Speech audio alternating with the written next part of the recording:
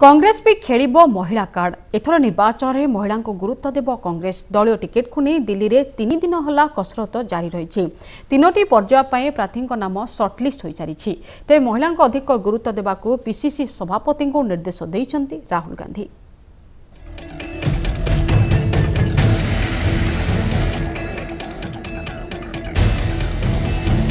नवीन ममता परे राहुल महिला card BJD 33 Trinamool देला 41%।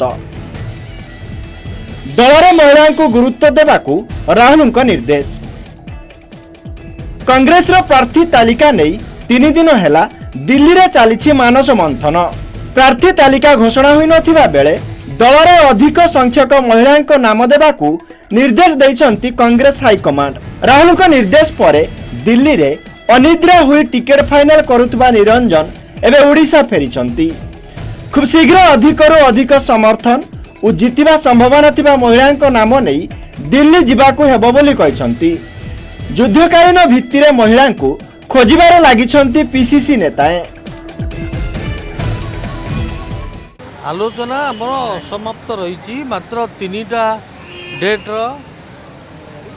विषय आलोचना 15टी एमपी बाकी गुणन 7 जाला आउ गोटे जोन पूरा बाकी अच्छी ये भी संपूर्ण फाइनाल है नहीं बरं हमको आउरी किसी फील्ड वर्क ना करार अच्छी 2 दिन भितर अधिक अधिक संख्यक महिला कैंडिडेट प्रपोजल करने को निर्देश दिखाई फाइनाल।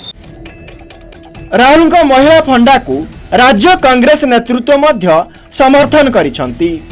बहु जगार महिला माने दृढ़ संगठन करिथिबा बेले सेमानंकु टिकेट मिलिले कांग्रेस को अधिक सफलता मिलिबो बोली नेताए मत देइछंती। ए परिस्थिति रे विधायक तारा प्रसाद बाहिनीपति आउ पादे आगो को जाई कहिसंती निजे हिंजली काटू एवं तांको स्त्री को जयपुर लड़िबा को दिया गले दल पई भलो हेबो। जे कम भोट हारी जाति सर्टिफिकेट नहीं तार भल उचित नुह एवं बापा लड़ पु लड़ केमती हम मु तो मागिबी मत हिंदी कार्ड दियो मो स्त्री की जयपुर दियो बापा पुओ लड़ार केबे प्रश्न उठुनी। महिला मानकु देले 33% जदि हमर कैंडिडेट दिया जिवो वेलकम निरंजन पट्टनायक जितेंद्र सिंह और राहुल गांधी की। नामांकन दाखल को आउ मात्र 5 दिन रही बेले कांग्रेस को एबे घारी महिला प्रार्थी चिंता जहाँ दलीय आशायी को आहरी असुविधार पकाई।